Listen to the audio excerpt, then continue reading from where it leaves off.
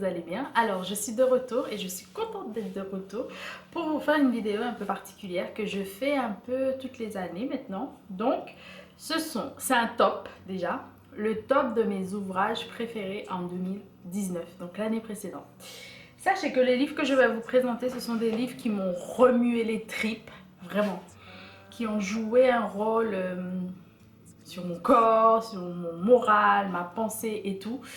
Et il faut savoir que je suis extrêmement sensible par rapport à plein de choses. Et quand je lis un livre et que ce livre me touche, ça peut arriver que mon comportement, mes humeurs, etc. changent parce que je suis comme ça, voilà. Et puis je l'accepte aujourd'hui d'être comme ça. J'ai pas le choix. Et puis parce que les ouvrages aussi, ça fait voyager, etc. Je ne vais pas trop en dire parce que je vais essayer de vous présenter 13 ouvrages. En fait, 12 plus un bonus, on va dire. Bon, 13, voilà. Sachez que d'autres livres m'ont plu également. Ils ne sont pas dans l'ordre. Et ici, on n'a que des romans. Je n'ai pas mis d'essai. J'ai un ouvrage avec du théâtre en revanche.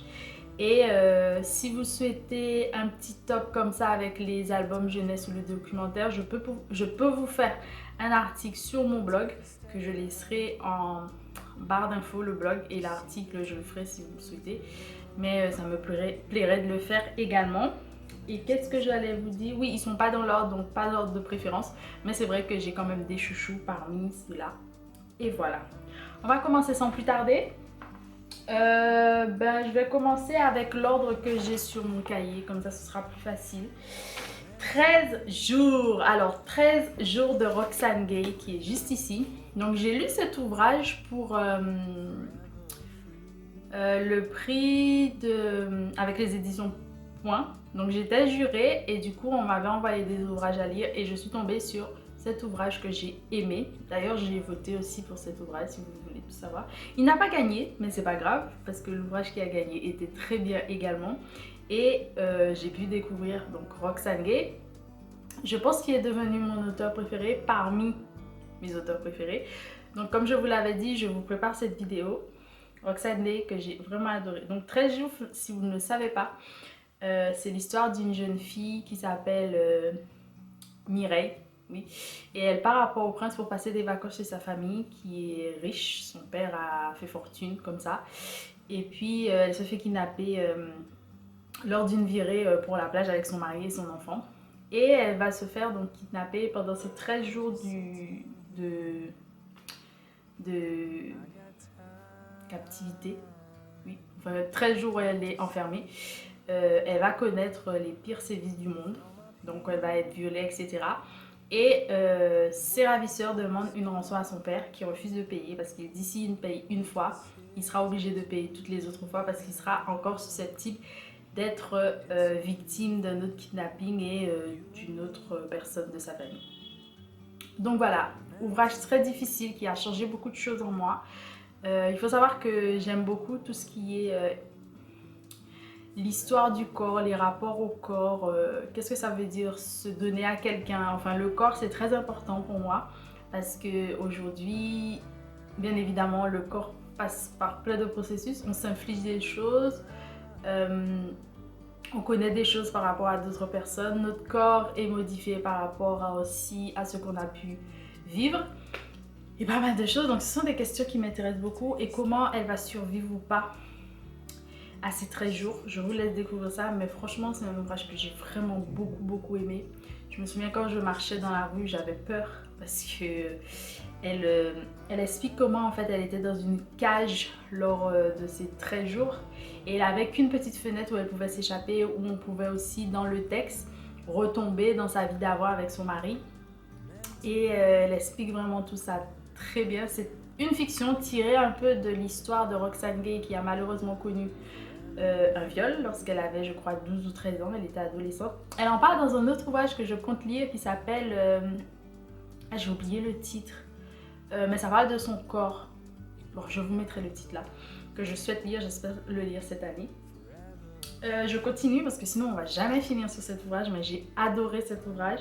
Ensuite, Le cri de l'oiseau rouge d'Edwidge Danticat. J'ai lu deux ouvrages d'Edwidge Danticat l'an dernier et je je les ai tous les deux adorés, ils sont sur ma liste. Donc Le Cri de l'oiseau rouge qu'on m'avait prêté, je ne l'ai plus, mais je vous mettrai une couverture juste ici. Cet ouvrage j'ai beaucoup aimé. Donc là, elle parle, elle dénonce, elle met en avant, je ne sais pas trop comment le dire parce que voilà, c'est un peu un sujet compliqué. Ce qu'on appelle le toucher un peu par la maman. Donc en fait, elle explique sa vie en tant que jeune fille qui a vécu d'abord avec sa tante en ville. Et ensuite où elle découvre qu'elle doit partir, mais par une voisine je crois, lors d'une fête entre voisins. Où elle doit partir à l'étranger rejoindre sa mère à New York. Cette mère qu'elle ne connaît pas parce qu'elle n'avait jamais vécu avec sa mère. Elle apprend par la suite qu'elle est issue de viol, du coup que sa mère avait été violée. Et elle se fait en quelque sorte violer par sa mère, dans un sens où sa mère vérifie si elle est encore vierge tous les jours. Une pratique apparemment qui a vraiment existé, moi je ne l'ai pas connue. Oui, parce que je viens d'Haïti, si vous ne le savez pas. Je vous laisserai d'ailleurs une vidéo à ce propos. Et elle parle de cette situation. Après, il y a plein de choses hein, qui sont racontées, cette affaire qu'on a. Donc, quand notre corps a été modifié, quand notre corps a subi des choses, comment notre mental suit ou pas, ce que je vais vous laisser découvrir dans cet ouvrage. J'ai adoré cet ouvrage. Et Edwige Antica, je l'aime beaucoup. Vraiment beaucoup. J'espère vous rencontrer un jour si vous passez par là. Hello. Je continue, j'enchaîne du coup avec la récolte douce des larmes. La récolte douce des larmes, toujours d'Edwige Antica. Un ouvrage que j'ai vraiment adoré. Je vous mettrai une photo ici. Pourquoi? Ça parle de la révolution du persil, je crois que ça s'appelle comme ça, parce que si vous ne le savez pas, Haïti et la République dominicaine partagent la même terre, la même île, mais séparées bien évidemment. Et Haïti est plus connu pour la partie un petit peu plus noire, plus africaine, donc vraiment descendant africaine, tandis que la partie République dominicaine est plus représentée comme la partie plus descendant des Européens. Donc il y a toujours eu ce duel entre ces deux pays. Je ne sais pas pourquoi ils partagent cette même terre pourtant. On ne sait pas pourquoi c'est obligatoire, mais en général ça se passe comme ça. Hein. Regardez d'autres pays, c'est comme ça. Enfin bref. Et il y a toujours eu cette chose où les Haïtiens ont été détestés là-bas. Pas que là, mais en l'occurrence on parle de ce sujet. Et on disait qu'ils n'arrivaient pas à prononcer du coup persil en espagnol. D'où pourquoi ça s'appelle aussi la révolution du persil. Et où en général on les faisait manger, je sais pas trop quoi, du persil. Enfin bref, ça raconte ça en fait. Ça raconte une jeune femme aussi qui va avoir un enfant. Elle a une servante, si on peut dire ça comme ça, pardon. Elle a une femme qui travaille avec elle, pour elle, qui est d'origine haïtienne, et la révolution va partir de là, en sachant que son mari même fait partie de la bourgeoisie et qui fait partie aussi de l'État, si on peut dire ça comme ça. Et la révolution va commencer, elle va devoir vivre tout ça, retourner chez elle en Haïti, si on peut appeler ça vraiment chez elle, parce qu'elle connaît mais en même temps elle ne connaît pas. Enfin, ouais, c'est compliqué. La place de l'eau est très très très importante et c'est un ouvrage que j'ai vraiment beaucoup aimé. J'en ai déjà beaucoup parlé, bien évidemment, parce que ça me tient à cœur. Mais en tout cas, ces deux ouvrages d'Edwige Antica sont vraiment au top et que je recommande. On continue avec Pluie et vent sur Tel Humain Miracle. Alors il est là, il est juste ici, de Simone Schwarzbart. Voilà. Alors ça parle de femmes, de plusieurs générations de femmes. Je ne sais plus comment elle s'appelle, Télumé et sa grand-mère, je crois qu'elle n'a pas de nom, mais elle vit chez sa grand-mère en Guadeloupe, elle est élevée par sa grand-mère. Et on passe par cette famille de femmes, uniquement de femmes fortes, vaillantes, potomitan comme on dit chez nous, mais qui connaît, enfin ces femmes, surtout Télumé qui va connaître beaucoup de troubles parce qu'elle va se marier, je crois qu'elle est mariée, ça va mal se passer, après elle va finir seule en gros.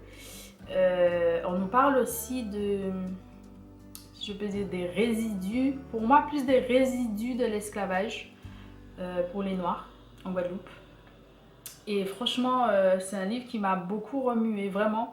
Je pense que je vais devoir le relire parce qu'il y a des choses peut-être qui m'ont été plus...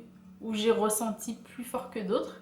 Par exemple, la partie de l'esclavage m'est moins importante peut-être, mais les résidus, ce que j'appelle les résidus de l'esclavage, oui. Parce qu'ils vivent aussi un peu reculés, ils vivent dans des petites cases, plutôt elle, hein, mais bon. Comme il y avait le mari en quelque sorte, quelquefois. Et puis, on voit aussi cette femme qui perd pied quelquefois, parce que c'est pas évident, c'est pas facile à cette période exactement. Et franchement, j'ai vraiment beaucoup aimé. Et puis, c'était la première fois que je crois que je lisais un Chouadba. Je suis pas très sûre, mais je pense que c'était la première fois. Et puis, on parle de toute cette plantation de canne à sucre que je connais très bien parce que je viens aussi de la Guadeloupe, je suis née en Guadeloupe, si vous ne le savez pas, voilà, c'est fait. Et puis ça m'a rappelé ce genre de choses qui étaient plutôt plus modernes à mon époque peut-être, mais ça ne change pas grand-chose, c'est toujours des résidus en fait de l'esclavage, toujours vivre là dans des petites cases et d'aller travailler dans les plantations. De canne à sucre, voilà.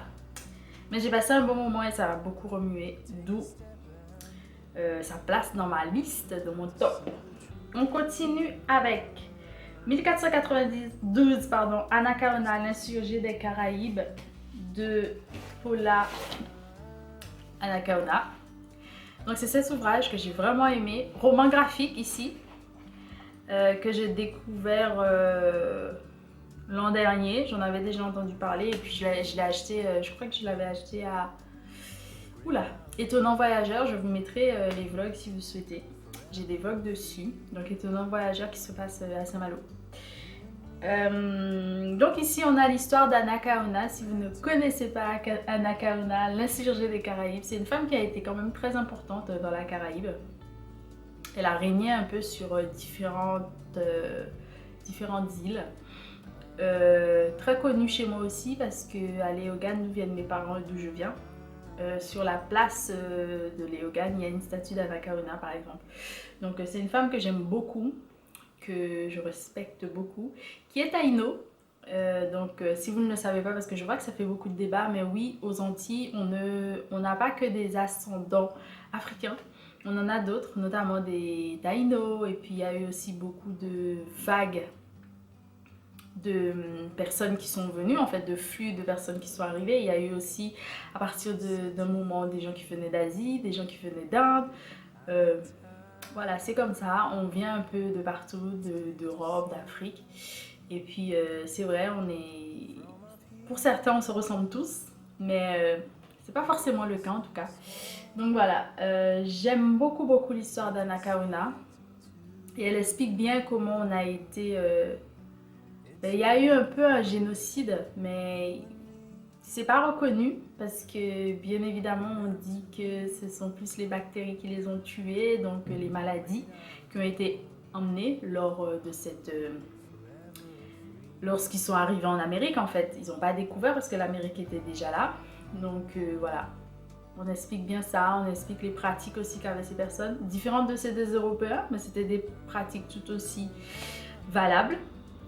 Chacun son truc, hein, voilà, chacun sa culture, ses cultes, sa religion, etc. Pourquoi j'aime cet ouvrage aussi, ça m'a beaucoup remué et puis j'ai eu beaucoup de moments où la femme est soi-disant passée à la trappe, mais en sachant que c'est elle qui devait aussi en quelque sorte gouverner. Donc c'était important de voir ça ici. Je parle beaucoup trop d'ouvrages, donc on va continuer. J'ai adoré Massy, que je mettrai ici, de Gary Victor.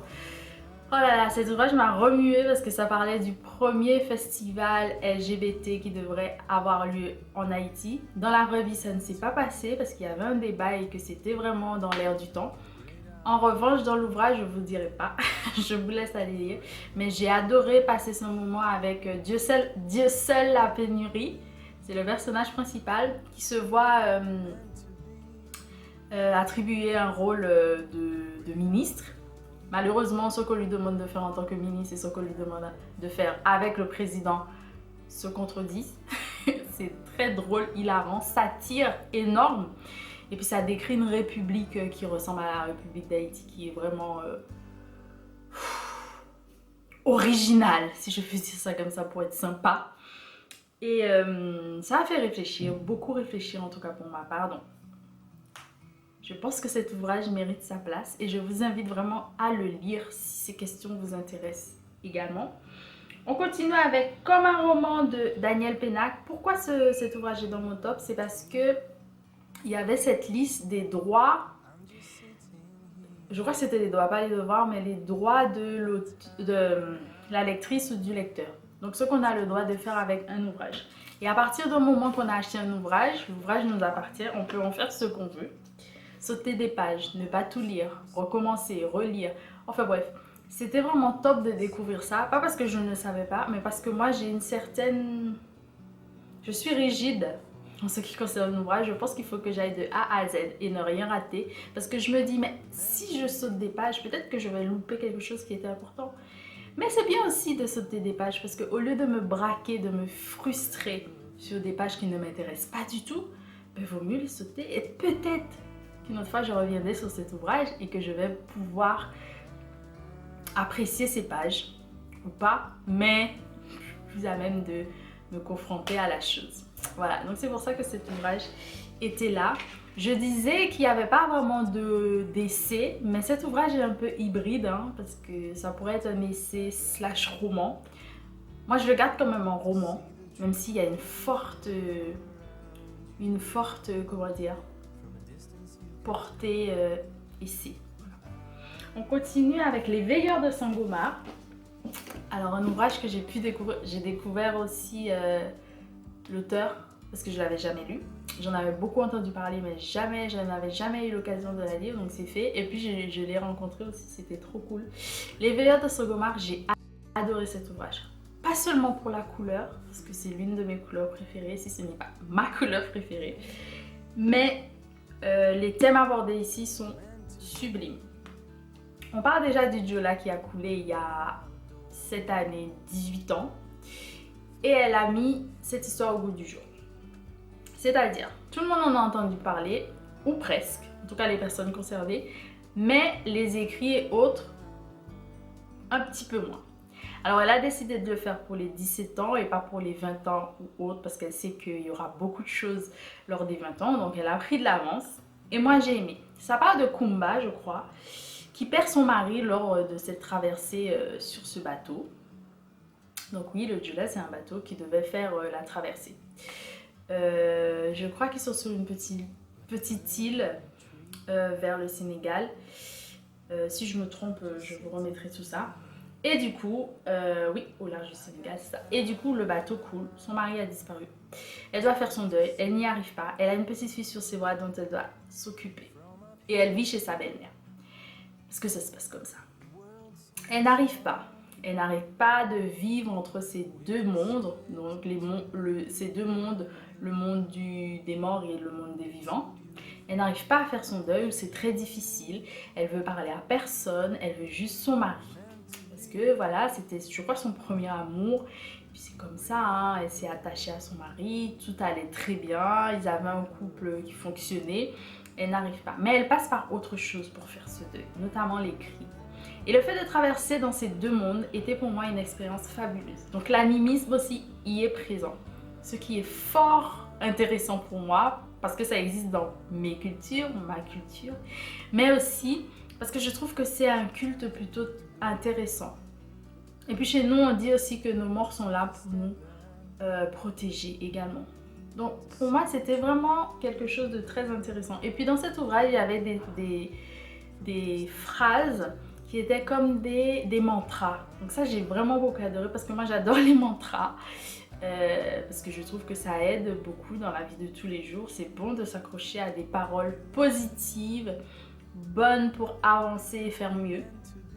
J'ai adoré. La plume entre le parler africain, si on peut dire ça, sénégalais, et une belle plume. En tout cas, vraiment une belle plume. Donc entre le parler africain, comme je disais, quelque chose de très construit, très correct, très beau. J'ai trouvé ça vraiment très très très beau. Je recommande cet ouvrage si vous ne l'avez pas encore lu. Et voilà. Quoi dire d'autre? Mais je sais pas, à part le lire et lui donner sa chance. Et cet ouvrage m'a remué, beaucoup remué également. Donc il mérite sa place aussi sur mon top. On continue avec le Comte de Monte Cristo. Si vous ne le savez pas, grâce à Didi, donc de la chaîne Brown Girl Reading, très connue d'ailleurs, elle a voulu faire en fait une lecture commune où on a été invité à lire le Comte de Monte Cristo. Je n'avais jamais lu le Comte de Monte Cristo, j'en avais beaucoup entendu parler. J'avais lu un extrait quand j'étais en primaire, mais j'avais pas lu dans son intégralité. Quand j'ai découvert que ça faisait 2 parties, je me suis dit, est-ce que je vais pouvoir tenir ce challenge? Je crois qu'il était sur 2 mois. C'était octobre et novembre. J'ai tenu et j'ai adoré. Donc je ne l'ai pas parce que je l'avais emprunté à la médiathèque. Et j'ai une partie aussi sur ma liseuse que je n'ai pas avec moi, qui est plutôt dans ma chambre, sur ma table de chevet. Mais j'ai adoré cet ouvrage.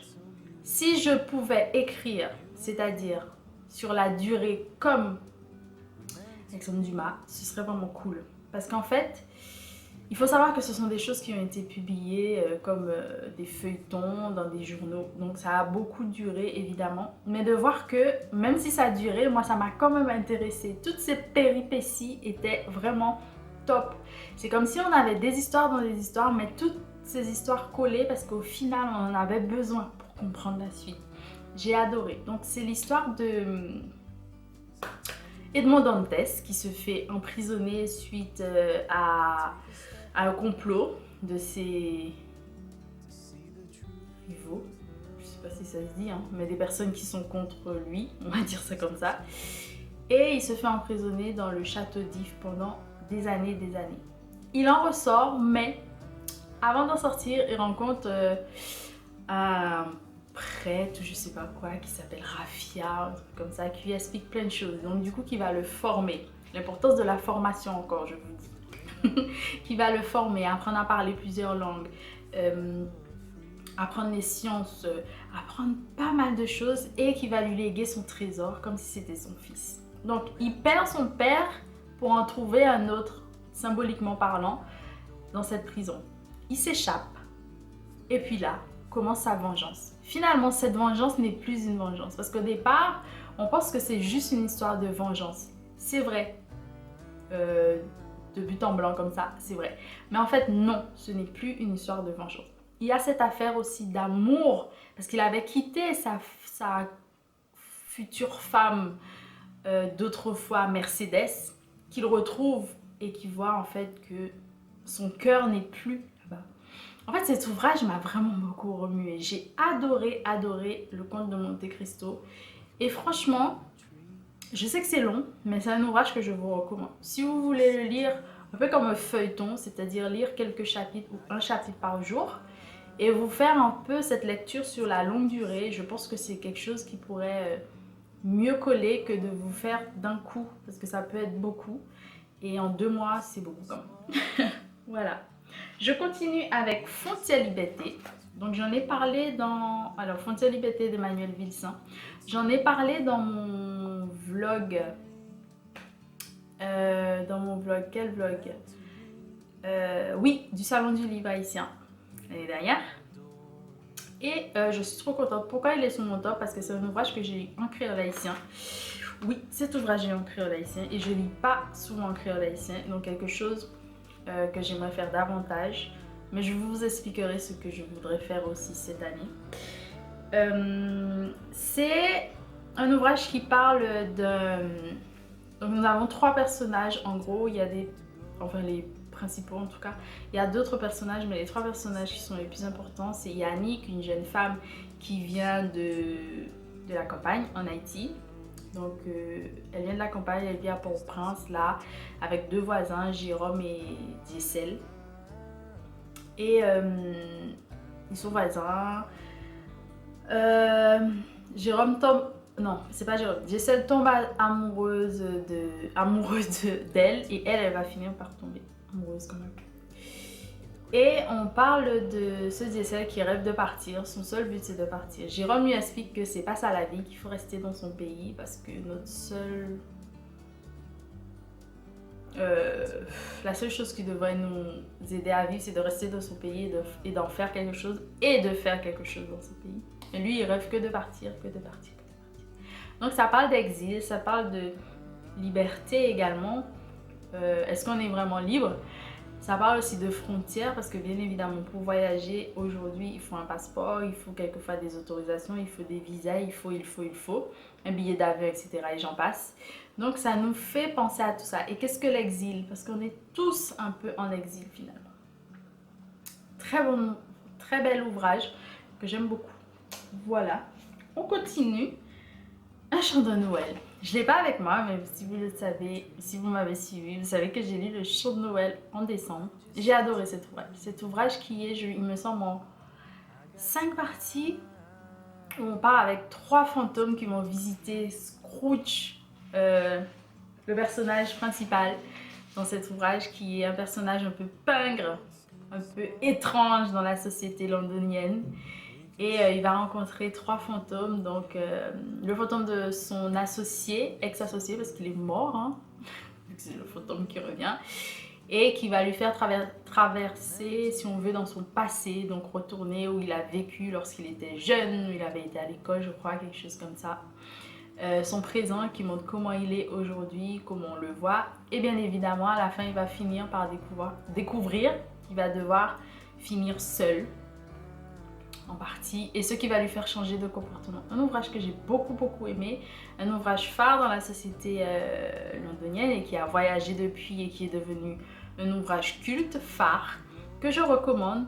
Tout le monde n'a pas aimé, je pense qu'il faut aussi prendre du recul avec le texte, l'ouvrage, parce que je pense que de l'eau a coulé sous les ponts, ce ne sont plus les mêmes sociétés, mais ça forge quand même ces sociétés qu'on a tendance à regarder aujourd'hui, voir d'un autre œil, mais c'est toujours bon pour découvrir. Voilà, en tout cas moi j'ai aimé, et bien évidemment ça m'a secouée parce que je me suis dit, je connais plus ou moins mon passé, je connais plus ou moins mon présent. Mon futur, on ne sait pas, c'est pas palpable comme on dit, on ne peut pas y toucher, ou on peut y toucher mais sans savoir ce que ça va donner. Ça m'a fait réfléchir vraiment en tant que personne, comme je le disais, mais aussi ce que je faisais moi dans la société, pour moi, pour les autres, pour un futur meilleur, voilà. Parce qu'on essaye tous de faire des choses, mais au final, on ne sait pas vraiment ce que ça va donner. Donc voilà, mais je pense que le mieux, c'est d'être à l'aise avec soi-même. On continue. Compère général Soleil de Jacques-Stéphane Alexis. Alors, comment vous dire? Cet ouvrage m'a remué au plus profond de mes tripes. Je sais même pas comment vous dire comment ça m'a... En plus, je retrouve des trésors dedans, de concerts et tout. Ça m'a remué. Et la fin, elle était seule. Ça m'a encore plus remué. Donc ici, on part avec Hilarius, Hilaron, c'est le personnage principal, qui est à la base un petit voleur. Hein. On l'attrape, il est jeté dans une prison qui est normalement réservée aux condamnés politiques, etc. Arrivé là-bas fort dimanche, hein, comment dire, il se retrouve face à un gars qui est vraiment détesté un prisonnier qui est vraiment détesté de la République à cette époque, et on lui apprend le communisme. Voilà. Il s'en va, il sort, finalement il a de la chance, il reste pas trop longtemps, il sort, et cette personne qu'il avait rencontrée en prison lui promet de lui trouver un travail. Il trouve en effet un travail, mais ça ne va pas se passer comme ça devrait se passer. Il rencontre sa petite amie, future femme, Claire Heureuse, je pense s'appelle comme ça. Et puis cet ouvrage est doux. Vous connaissez le réalisme merveilleux? On y est. Le réalisme merveilleux. De toute façon, en Haïti, aux Antilles, on baigne dans le réalisme merveilleux. C'est en fait tout ce qui est possible d'être réel, mais qui est en fait de la mythologie, si on peut dire ça comme ça. Comme croire aux sirènes, des choses comme ça. Je ne remets pas en cause votre croyance, parce que même moi, quand j'étais petite, j'étais à fond sirène. Donc ce sont des choses comme ça qu'on va découvrir. Il va partir, il va aller en Dominicanie, comme on appelle là-bas, donc la République dominicaine. Et cette eau qui est toujours présente dans les ouvrages, que moi j'aime d'ailleurs, parce que je pense que c'est un élément qui est super important chez nous, aux Antilles, et encore plus en Haïti. Donc c'est le bois de chêne, ça s'appelle. Et j'ai toujours entendu mes parents parler du bois de chêne. C'est un cours d'eau, comme un fleuve, comme, je sais pas, la Seine ou autre, voilà. J'ai adoré cet ouvrage.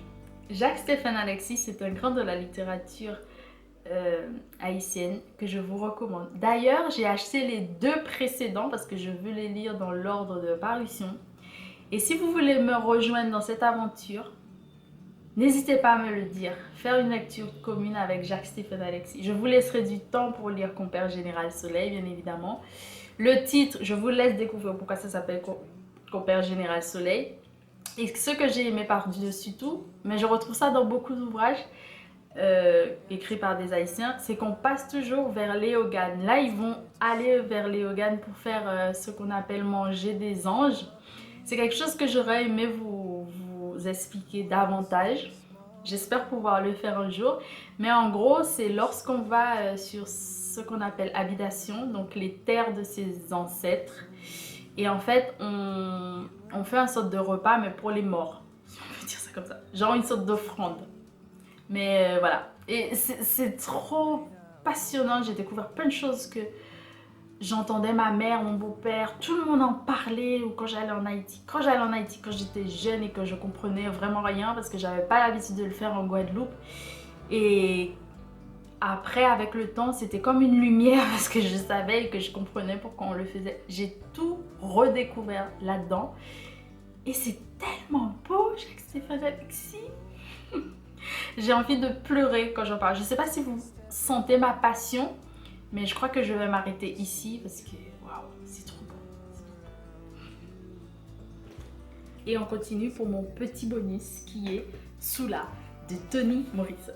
Soula, je l'ai lu dans son intégralité et en français l'année dernière et j'ai adoré l'histoire de cette jeune femme dans les années 20 aux États-Unis qui décide de se libérer malgré tout, parce que pour moi, oui, c'est de la libération. C'était beau également.